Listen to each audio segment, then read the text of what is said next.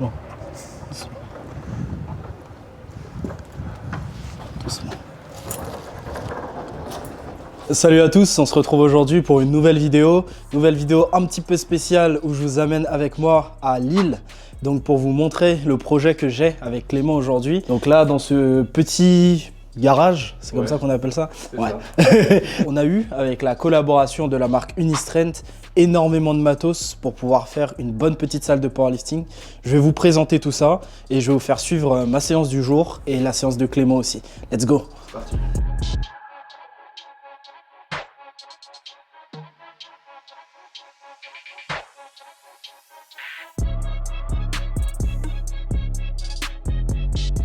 Comme vous pouvez le voir dans la salle, on a plusieurs combo racks. Donc là, déjà, le premier que je vais vous présenter, ce combo rack, il nous vient d'Unistrength. Il nous permet de faire du squat plus du bench. C'est pour ça qu'on appelle ça un combo rack. Ici, la particularité du bench, c'est qu'il a un fat pad. Le fat pad, c'est le pad sur lequel on va s'allonger. Il est particulièrement épais par rapport au pad classique. Donc ça permet un meilleur confort. Ça permet de se placer 1000 fois plus facilement et on est beaucoup plus ancré dans le pad. L'inconvénient, c'est qu'en compétition, parfois on peut rencontrer des bancs qui n'ont pas de fat pad. Et là, on peut avoir un petit impact sur nos performances. Sinon, utiliser un fat pad à l'entraînement, que ce soit niveau performance, niveau confort, etc., c'est le must. Et en plus de ça, je ne sais pas si on va le voir à la caméra, mais il a un grip qui fait que vous ne glissez pas du tout. Ouais, c'est fou, et par rapport aux salles commerciales, vous n'avez pas besoin de mettre d'élastique ou de tapis pour ne pas glisser dessus. Donc ça, c'est vraiment le top du top. Si vous avez un home gym, là, vous avez des sécurités donc pour éviter de vous retrouver bloqué sous la barre. Ça peut être assez pratique. Et puis après, ça, on peut le régler du coup grâce à ces chandelles-là. Et ça permet plus facilement de tourner si vous n'avez pas la même taille ou le même niveau, etc. C'est beaucoup plus facile. Ici, vous avez le même combo rack, mais bon, pas avec le banc au milieu. C'est beaucoup plus pratique quand quelqu'un veut squatter et quelqu'un veut bencher. Le banc, il est laissé ici, il ne bouge pas. Et on peut ranger les poids derrière, donc c'est vraiment pratique. Il n'y a pas à traverser la salle pour aller chercher des poids et les mettre sur la barre. Et dans un second temps, on peut aussi voir qu'il y a une plateforme en bois au milieu et qu'il y a des dalles autour. Plateforme en bois parce que c'est très important d'être stable et de ne pas glisser et de ne pas s'enfoncer dans le sol lorsqu'on fait du squat. En parlant de sol, je voulais en profiter pour remercier notre sponsor Level Addict qui nous a fourni toutes ces magnifiques dalles avec lesquelles on peut marcher confortablement dans la salle et aussi on peut amortir du coup les poids pour ne pas les abîmer ou ne pas abîmer le sol en cas d'accident. Et puis même au deadlift, les dalles ont été fournies par Level Addict, les dalles qui sont en dessous. Au-dessus, on a un joli revêtement qui est plutôt grippant. Si on deadlift en sumo, c'est confortable. Et pour rentrer dans les spécificités, ça c'est une dalle qui a un revêtement de 4,2 cm. Et quand vous allez dans des salles commerciales, généralement, les dalles, elles font entre 2 et 2,5 cm. Donc là, vous êtes vraiment sur le top du top.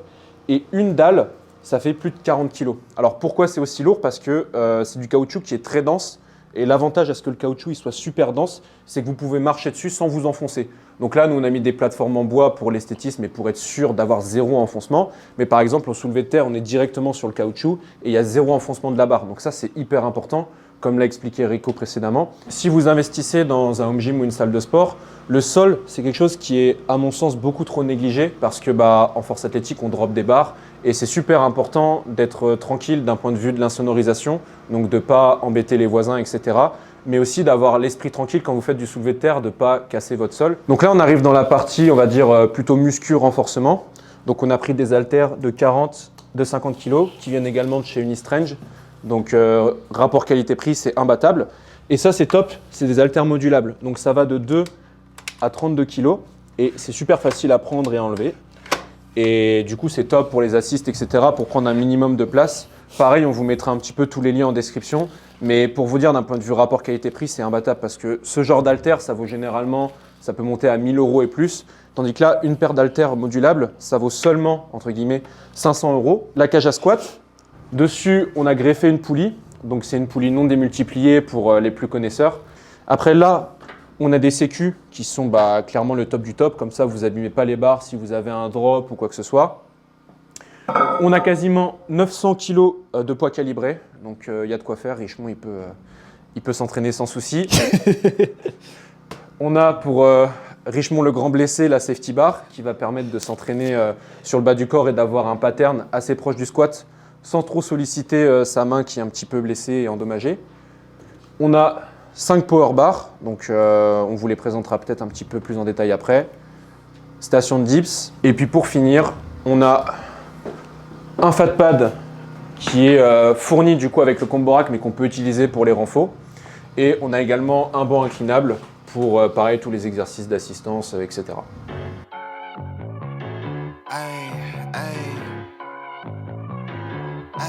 Comme d'habitude, avant de commencer la séance, gélules de caféine, Nutrimuscle. Aujourd'hui, ça va partir sur 1 à 2 gélules parce que j'ai peu une grosse séance. Et quand j'ai des grosses séances, je peux partir sur 3, voire maximum 4 gélules et en plus mélanger ça à de l'acétylcholine.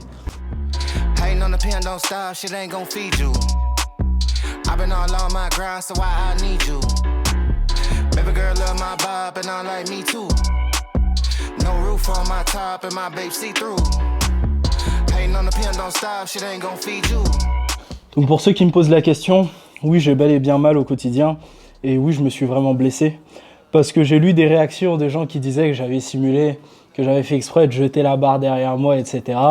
Et je trouve que ça n'a aucun sens dans le sens où le fait d'être blessé à la main, bah, ça m'empêche potentiellement à 90% de partir au championnat du monde et du coup, j'aurais mis potentiellement fin à ma saison sportive pour vouloir faire un prank sur le plateau. Non, malheureusement, ça aurait pu être drôle, mais c'est pas ça, je suis bel et bien blessé. Mais je trouve que c'est quand même un commentaire assez particulier à faire quand on voit un athlète se blesser sur la plateforme. Ouais. Mais surtout Genre... que t'étais favori en fait, il n'y a aucun intérêt à ce que tu te blesses parce que t'étais premier au squat, ta deuxième barre était à 2,95. Ouais, c'est ça. Et c'est ça. ton opener a très bien bougé. Ouais, puis on a pu voir sur le plateau que j'étais en forme. Mais bon, c'est un commentaire original. Enfin, genre, je sais pas, traite-moi de dopé. C'est pas un autre truc. Genre, sois un hater normal, mec. C'est moi, je vais vous dire pourquoi. Sois normal, parce que vous avez eu un long...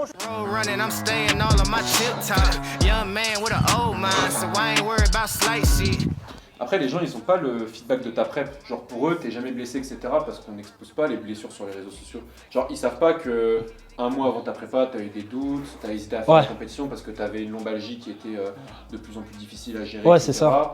Que la barre, malheureusement, elle est déjà tombée, donc t'as déjà eu mal plusieurs fois, etc. Donc ça, ils savent pas tout ça parce que tu vas pas mettre tes faiblesses devant tes adversaires sur les réseaux, genre tu leur donnes du pain et c'est pas le but, tu vois. C'est ça, même genre, même dans ma mentalité et dans ma façon de faire les choses, mon but aussi, c'était pas nécessairement de faire du sensationnel, tu vois, avant les championnats de France.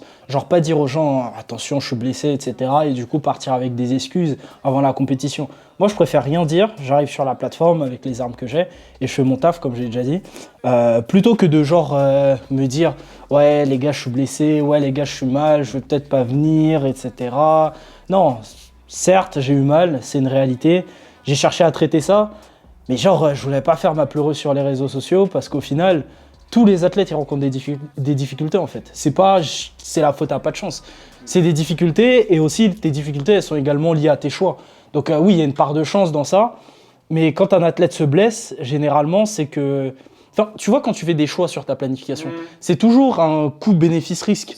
C'est que l'athlète potentiellement il a fait des mauvais choix sur son parcours. Moi, en l'occurrence, je pense qu'il y a une partie de mauvais choix avec le fait d'être entraîné par-dessus mes douleurs. Mais il y avait une partie aussi de pas de chance quand mes spotters ils étaient pas synchro et que du coup la barre elle est tombée, tu vois. Et puis il y a des gens ils ont du mal à comprendre parce qu'on voit des commentaires genre sous tes dernières vidéos YouTube qui disent ouais il faut savoir écouter son corps, etc.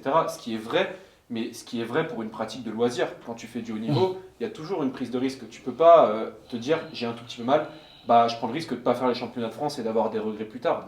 En plus on a eu la discussion avant les championnats de France, est-ce que tu les fais, est-ce que tu les fais pas? On a dit que tu allais les faire et que si ça allait pas, tu t'arrêtais à temps. Et malheureusement, il y a eu la blessure qui est venue. Parce qu'en fait, les gens pensent que tu as lâché volontairement, mais en fait, c'est une douleur dans le dos qui t'a fait faire un réflexe. Ouais, c'est ça qui a fait faire un réflexe, ouais, c'est ça. Si je pouvais la garder en étant comme ça, je l'aurais gardée. Mais après, c'est un peu dur physiquement. Mais ouais, c'est ça. Surtout que dans les dernières semaines, j'ai énormément forcé. Ouais, j'étais dans le rouge, mais... Non, j'étais dans le rose, allez. Parce que sur la dernière semaine, j'ai réussi à squatter 310 quand même. Et ouais, non, j'étais dans le rose. Et là où je suis rentré dans le rouge, c'est sur la semaine de taper. Quand je suis parti faire la séance, quand je suis arrivé à Nancy, je suis parti faire la séance au Fitness Park avec Stanley et Tyson. Quand j'ai fait mon deadlift, j'ai fini par terre. Alors que j'avais compète dans 4 jours, j'ai mis 220 au deadlift. Et j'ai fini par terre. J'ai fait, oh putain, la compétition elle va être longue. Et en plus, la veille, Genre, j'étais stressé déjà à cause de ça. Du coup, je perdais pas mon poids comme je vais le perdre. Parce qu'à chaque fois, j'anticipe d'être un peu plus lourd. Parce que je me dis que je vais perdre du poids la veille de la compétition en y pensant, etc. Au final, avec le stress, bizarrement, là, j'ai pas du tout perdu de poids. J'ai envoyé 2 ou 3 saunas de 30 minutes. J'ai perdu 100 grammes. Et il était 1h du matin, j'avais pas fini de cutter. Alors que le lendemain, je devais me lever à 9h, tu vois. Donc Tyson l'a fini de cutter vers 1h, 1h30. Mais c'est peut-être aussi des fois, alors ça c'est purement une hypothèse, mais tu sais, des fois quand tu es très, comment dire, inflammé, etc., je pense que ça peut avoir des réactions dans l'organisme qui font que tu perds pas l'eau que tu as voulu perdre et tout. Ah bah maintenant que tu le dis, ouais, effectivement, c'est probable. Ouais, c'est fort probable. Bon là, j'ai fait ma première série à 120. La deuxième série, je vais la faire à 150 ou 170.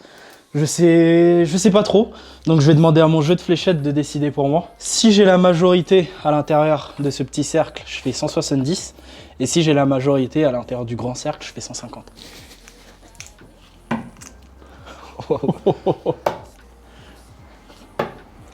Oh.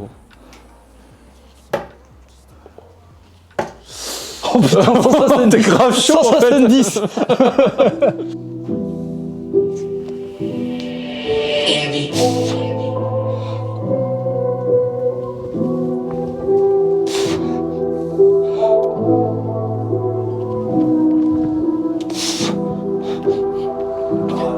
J'ai pris la job, fasse la vie à fond. Fais ranger mon 19 caché dans ma boîte à gants. L'amitié vit qu'un temps. Allez. L'histoire se termine avec le canon sur la tente. J'ai pris la job, fasse la vie à fond.